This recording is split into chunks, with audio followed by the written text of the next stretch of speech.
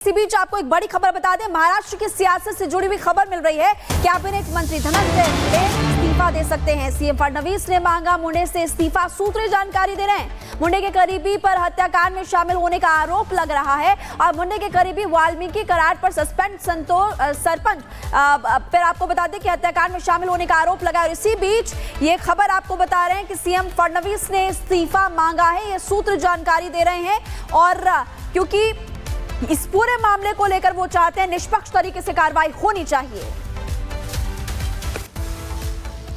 और सत्य प्रकाश लगातार हमारे साथ जुड़े हुए हैं। सत्य प्रकाश, जिस तरीके से बयान सामने आया उसका सीधा असर साफ तौर पर जनता के बीच दिखाई दे रहा है। लोगों में आक्रोश है, नाराजगी है और जो सियासतदान है, चाहे नेताओं की बात करें, उनकी तरफ से भी तमाम प्रतिक्रियाएं सामने आ रही हैं और अब इस्तीफे की मांग। देखिए, धनंजय मुंडे का मुद्दा अलग है। धनंजय मुंडे का मुद्दा ये है कि जो बीड़ के सरपंच संतोष देशमुख की हत्या हुई थी 3 महीने पहले और उस मामले को लेकर लगातार पुलिस जांच कर रही थी और पुलिस की जांच में जो चार्जशीट फाइल हुई है, चार्जशीट फाइल में कई फोटोग्राफ सामने आए और जिस तरह से निर्मम हत्या किया गया है संतोष देशमुख का, उसके बाद कहीं महाराष्ट्र की सियासत में उबाल आ गया है।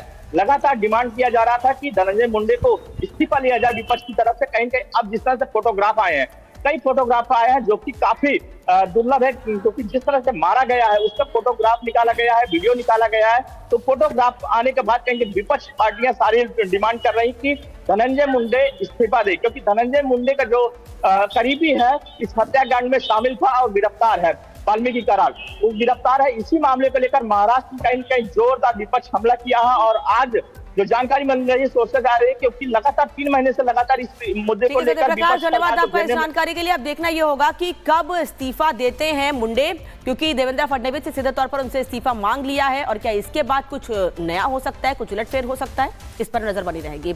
चलिए बढ़ते हैं आगे और अब जान लेते हैं कि आखिर मथुरा में ऐसी कौन सी मांग उठी है जिसको लेकर अब सियासी बवाल मच रहा है और कई लोग बहुत से सवाल खड़े कर रहे हैं।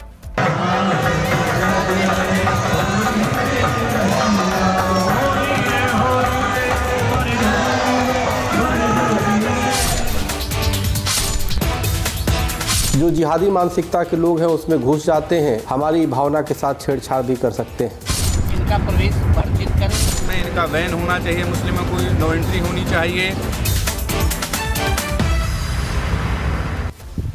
मथुरा की होली में मुस्लिमों को बैन करने की मांग जोर पकड़ रही है। हिंदू संतों ने होली में एंट्री रोकने की मांग की है। सनातनी पर्वों की पवित्रता के लिए बैन की मांग की है। इसके पहले खून से पत्र लिखकर ये मांग की गई थी हिंदू संगठन की ओर से कि मथुरा की होली में होली के दौरान कोई भी मुस्लिम व्यक्ति मंदिर परिसर के आसपास मथुरा में कहीं दुकान ना लगा सके।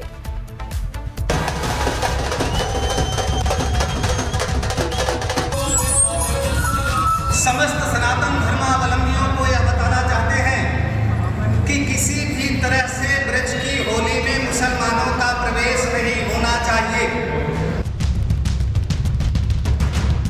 होली के त्योहार पर जितने भी जिहादी हैं, जिहादी मानसिकता के मुस्लिम समाज के लोग हैं, इनको पूरी तरीके से प्रतिबंधित किया जाए।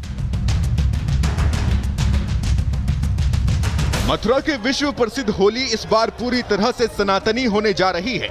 ऐसा इसलिए क्योंकि मथुरा के साधु संत और हिंदू संगठनों ने इस बार होली मनाने वाले और होली के मौके पर ब्रिज में आकर कारोबार करने वाले मुस्लिम दुकानदारों के खिलाफ हल्ला बोल दिया है कि हम अपने माननीय मुख्यमंत्री जी से और प्रशासन से ये मांग करते हैं कि हमारे संपूर्ण ब्रज क्षेत्र में मुस्लिम समाज की एंट्री बैन की जाए, इन पर प्रतिबंध लगाया जाए, जिससे कि हमारे होली के पवित्र त्योहार को ये अपवित्र न कर सकें। इसके लिए खुली चुनौती इन मुस्लिमों ने दी है बरेली से कि हम खून की होली मनाएंगे, तो हम इन धर्मियों का कथमपि प्रवेश नहीं चाहते हैं। तो ये अपनी आदतों से बाज नहीं आएंगे। ये प्रसाद को जूठा करते हैं, मालाओं को जूठा करते हैं, इसीलिए जैसे स्वान की पूंछ होती है वो कभी सीधी नहीं हो सकती, ये कभी सुधरेंगे नहीं, इसलिए हम इनको ब्रिज में बिल्कुल स्वीकार नहीं करेंगे। पहले महाकुंभ और अब होली में मुस्लिमों को दूर रखा जा रहा है तो इस पर घमासान छिड़ा है। साधु संतों की इस मांग से इंडियन यूनियन मुस्लिम लीग भड़की हुई है। इंडियन यूनियन मुस्लिम लीग के संयुक्त सचिव मौलाना कौसर हयात खान का कहना है कि संतों की इस तरह की मांग नफरत को बढ़ावा देने वाली है। ब्रजमंडल का सौहार्द बना रहे इसके लिए प्रशासन को सचेत होना चाहिए और ऐसे लव जिहादी लोगों को रोकना चाहिए जो माथे पर तिलक लगा के हाथों में कलावा बांध के नाम बदल के हमारे वृंदावन और ब्रजमंडल का माहौल खराब करने जा रहे हैं। शीघ्र ही प्रशासन को इस पर रोक लगानी चाहिए। ये तो खुली हुई क्या नाम नफरत का ये इजहार करते हैं, लेकिन मुसलमानों की तरफ से कभी ऐसी कोई बात नहीं होती। जब जरूरत पड़ती है मुसलमान ही काम आए। मुसलमानों ने कभी दावा नहीं किया था कि हम कुंभ में जाएंगे, मुसलमानों ने कभी दावा नहीं किया कि हम बरसाना में जाएंगे। कोई मुसलमान नहीं कह रहा इस बात को कि हम बरसाना के मेले में जाएंगे या हम कुंभ के मेले में जाएंगे। विवाद छिड़ा है ब्रज की फाग में मुस्लिमों को बैन करने पर, लेकिन साधु संतों के भी अपने अपने तर्क और दलीलें हैं। साधु संत और हिंदू संगठनों को आशंका है कि अगर होली में मुस्लिम समुदाय शामिल हुए तो समुदाय विशेष की कट्टरपंथी सोच रखने वाले कुछ लोग होली का माहौल बिगाड़ सकते हैं। साधु संतों को होली में थूक जिहाद जैसी घटनाओं की भी आशंका है, तो वहीं इस बात की भी आशंका है कि अगर मुस्लिमों ने दुकानें खोली तो वो रंग में खतरनाक केमिकल डाल सकते हैं। इसके अलावा यह भी आशंका जताई जा रही है कि अगर मुस्लिमों को होली में एंट्री दी गई तो वो ब्रज में आकर लव जिहाद फैलाएंगे। हम सभी ब्रजवासियों ने मिलकर के यह निर्णय किया है कि ब्रज में किसी भी प्रकार से किसी भी मुसलमान का प्रवेश नहीं होना चाहिए और यह प्रशासन से निवेदन भी करता हूं और समस्त सनातनियों से आग्रह भी करता हूं, किसी भी प्रकार से मुसलमानों का प्रवेश नहीं होना चाहिए। इनका कोई वजूद नहीं, कोई ईमान नहीं है। ब्रज की होली में हर साल लाखों लोग आते हैं, कभी किसी का धर्म और जाति नहीं देखी गई, लेकिन अगर इस बार होली में मुस्लिमों की एंट्री बैन रहती है तो ये पूरी तरह से सनातनी होली होगी। Bureau report, Republic Bharat. Mathura से विवेक हमारे साथ लाइव जुड़े हुए हैं। विवेक, इस पूरे मामले को लेकर विवाद तो काफी ज्यादा बढ़ गया है। साधु संत क्या कह रहे थे वो भी हमने सुनवाया, लेकिन आपके आसपास अगर लोग हैं तो जरा आम जनता से भी जानिए कि वो क्या चाहते हैं। बिल्कुल, आम जनता की राय जरूरी है। और जब इस पूरे द्वारकाधीश मंदिर, ठाकुर द्वारकाधीश मंदिर की तरफ जब हम बढ़ रहे थे, हम आपको बताएं कि अभी 10 बजे का समय है और यहाँ पर भीड़ बढ़ चुकी है। और पहले ये दृश्य आपको दिखाते हैं और भव्य द्वारकाधीश के यहाँ पर दर्शन हो रहे हैं और यहाँ पर सैकड़ों लोग यहाँ मौजूद हैं, भजन गाए जा रहे हैं। लेकिन जो अहम मुद्दा है, उस मुद्दे का जो पहला आंसर है, कह लीजिएगा उत्तर है, वो ये मिलता है कि अगर मन से मिले हैं तो आ जाइए, अगर तन से मिले हैं और सिर्फ आपको बिजनेस करना है तो आने की कोई ज़रूरत नहीं है, आप अपने घर में आराम कीजिए। कई लोग यहाँ पर मौजूद हैं, उनसे हम ज़रा बात करते हैं। यहाँ पर कुछ महिलाएं हैं, उनसे बात करते हैं। एक अपील की जा रही है और कहा जा रहा है कि महाकुंभ में मुसलमानों को दूर किया गया, यानी कि उन्हें बिजनेस नहीं लगाना। जब आप हमें नहीं मानते तो आप दूर रहें।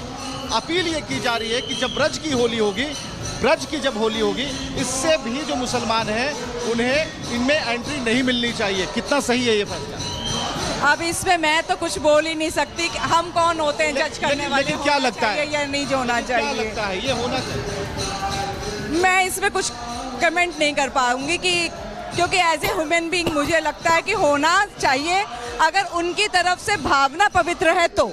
अगर भावनाओं में पवित्रता नहीं है, अच्छे भाव से नहीं आते तो उनको खुद ही नहीं आना चाहिए। बिल्कुल।